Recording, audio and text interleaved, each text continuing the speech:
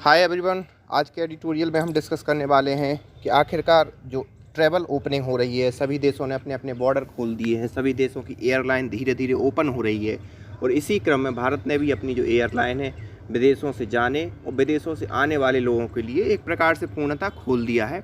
तो उसी सब बातों पे हम डिस्कस करेंगे कैसे ये चीज़ इकोनॉमी पे क्या असर डालेगी, जो जॉब क्रिएशन है उस पर क्या असर डालेगी और कितने नंबर ऑफ जॉब जो कहीं ना कहीं पेंडेमिक के कारण लॉस्ट हो गए थे उसमें एक ग्रोथ का माहौल बनेगा।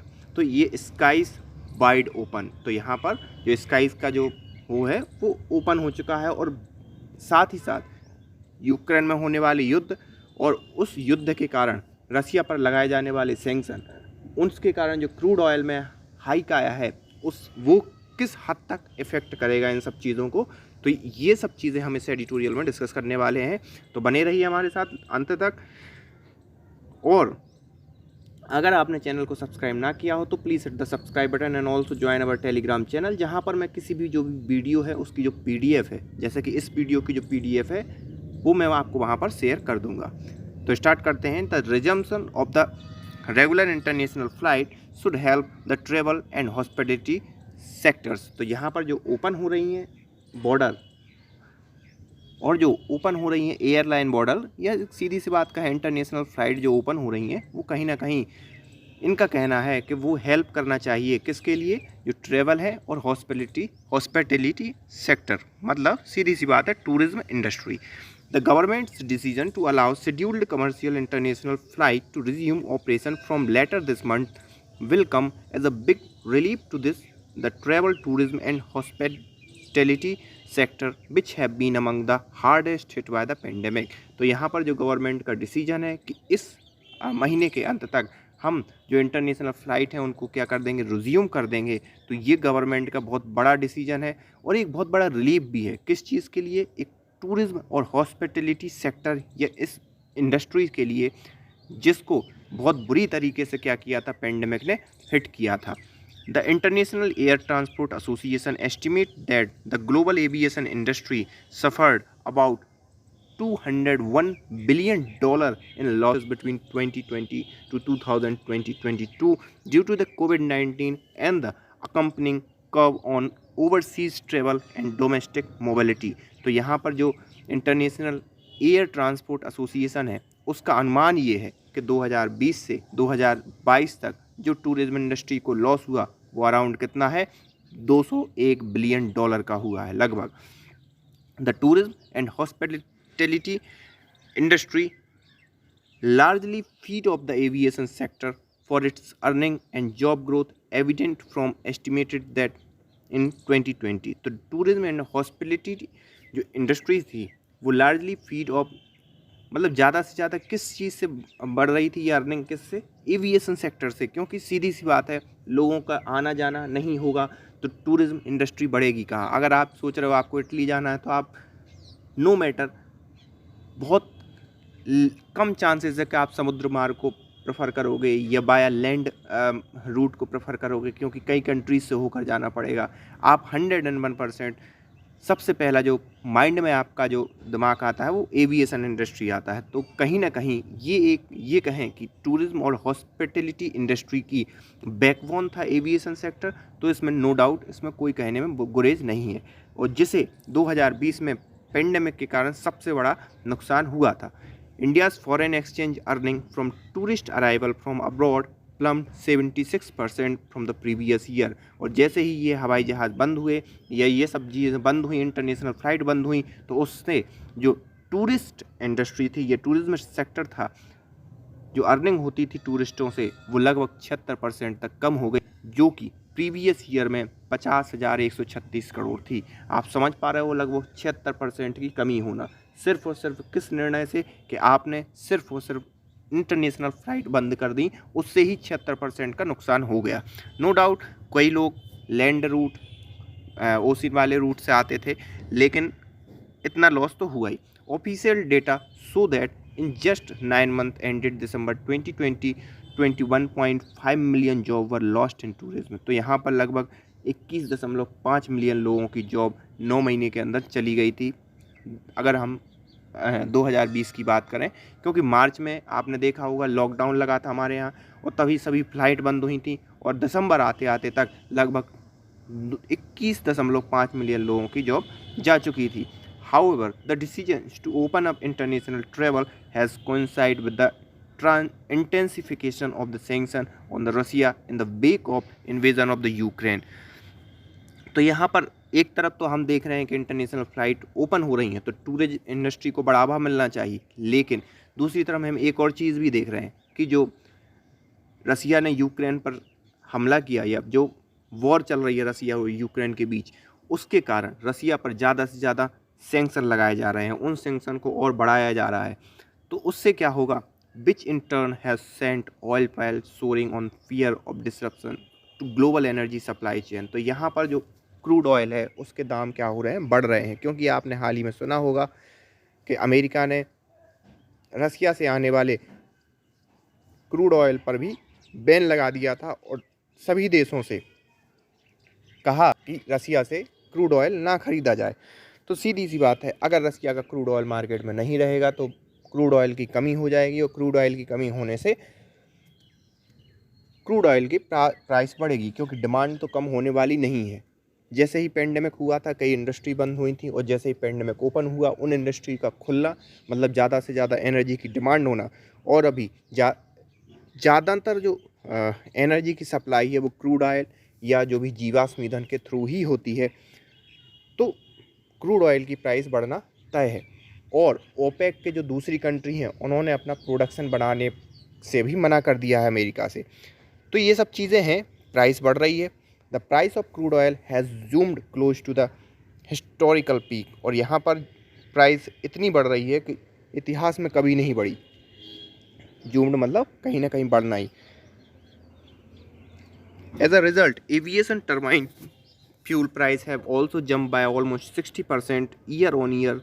तो यहाँ पर उसके परिणाम स्वरूप क्या देखने को मिला कि साल दर साल 60% तक बढ़ा है जो भी फ्यूल प्राइस है वो।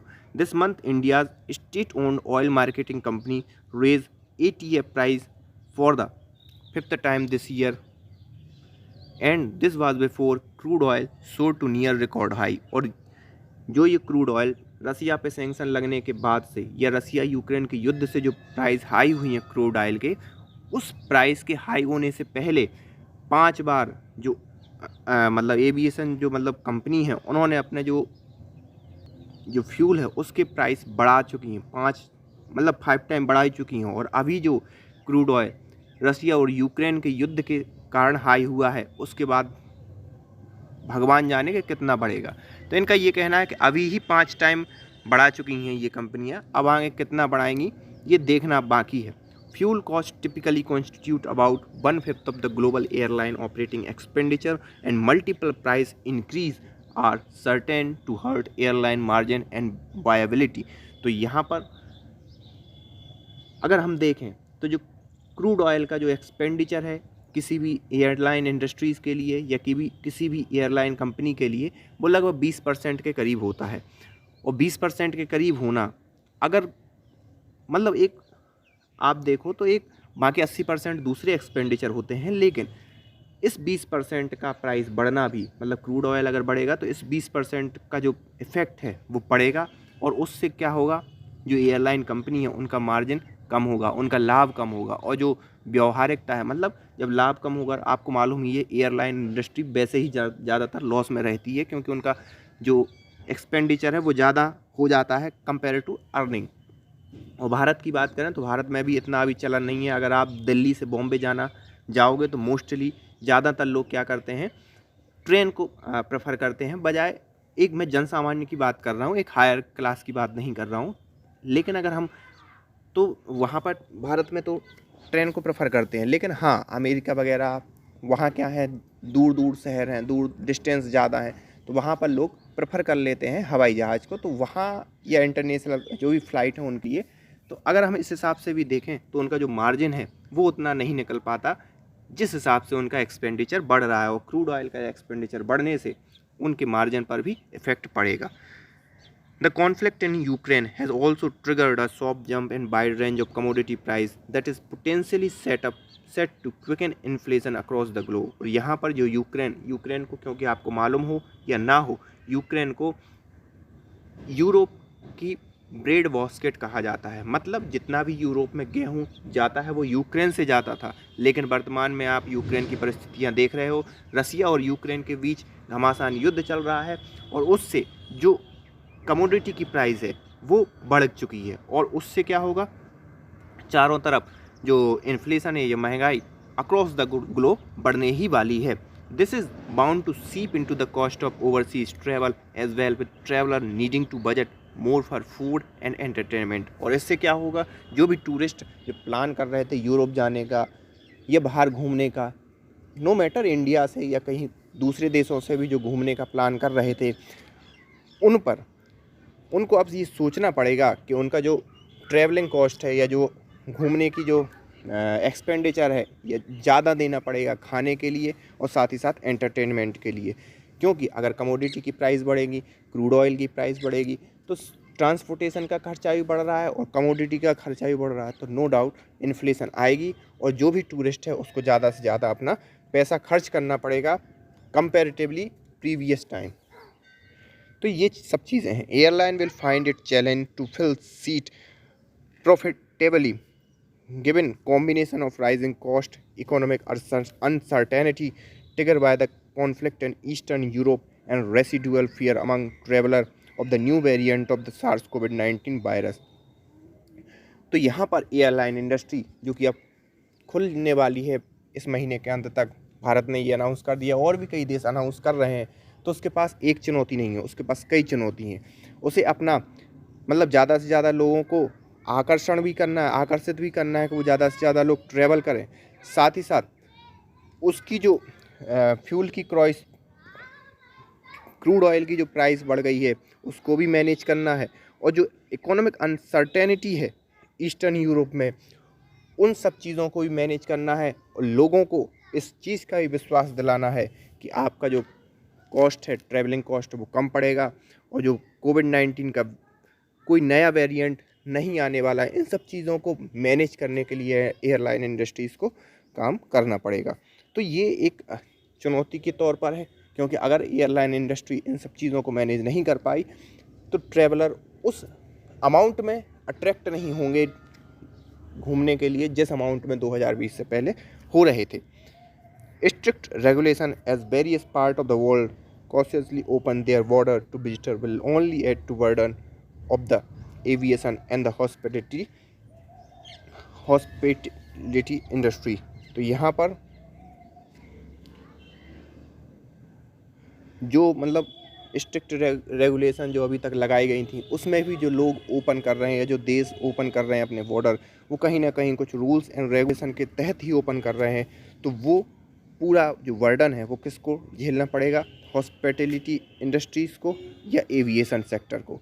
क्योंकि कोई दो देश ये बोल रहा है कि भाई हाँ आप इंटरनेशनल ट्रेवल तो हम ओपन कर रहे हैं, लेकिन आप 50% सीट ही फिल कर सकते हैं कोविड-19 को देखते हुए।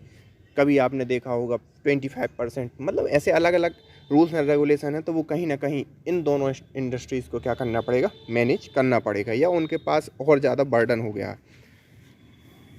And with the pandemic and restricted mobility having steered corporate to conduct business online effectively, getting business related travel back to pre-pandemic level will be tough to ask। तो यहाँ पर पेंडेमिक ने एक चीज़ कर दी है, वर्क फ्रॉम होम कर दिया है। आप यहाँ से बैठे आप किसी दूसरे देश के लिए काम कर रहे हो, दूसरा देश में बैठा व्यक्ति इस देश के लिए काम कर रहा है। मतलब अब यहाँ से वहाँ जाने के लिए हमें उतना सोचना नहीं पड़ता, क्योंकि हमें इंटरनेट कोविड-19 के कारण जो इंटरनेट पे शिफ्ट हुआ है एक वर्क कल्चर, उससे क्या हुआ है कि जो लोग बिजनेस ट्रिप के लिए या कहीं ना कहीं मीटिंग के लिए एक देश से दूसरे देश, एक शहर से दूसरे देश पर शहर ट्रैवल करते थे, अब एविएशन इंडस्ट्रीज़ वाले और उनके लिए क्या करते थे, कंसेशन भी देते थे उनके टिकट पर कि अगर आप ज़्यादा से ज़्यादा ट्रैवल करो तो हम ये कंसेशन। लेकिन अब वो किससे पूछेंगे, क्योंकि ज़्यादातर काम जो है ऑनलाइन हो जा रहा है, इंटरव्यूज़ आजकल ऑनलाइन हो जा रहे हैं। तो ये चीज़ें भी उनके लिए बड़ा टफ टास्क होगा कि उनको कन्विंस करें इस चीज़ के लिए कि वो ट्रैवल करना जारी रखें। restoring visitor confidence through enforcement of COVID-19 protocol and widening vaccination coverage alone may not be enough। तो यहाँ पर कोविड 19 की गाइडलाइन को फॉलो करना और वैक्सीनेशन को अश्योर करना कि जो लोग ट्रैवल कर रहे हैं वो वैक्सीनेटेड हों, ये सिर्फ इतना करना काफ़ी नहीं होगा, और सब चीज़ें भी इसके आसपास मूव करेंगी और वो प्रभावित करेंगी एयरलाइन इंडस्ट्रीज़ के एक्सपेंडिचर, मार्जिन और कॉस्ट को।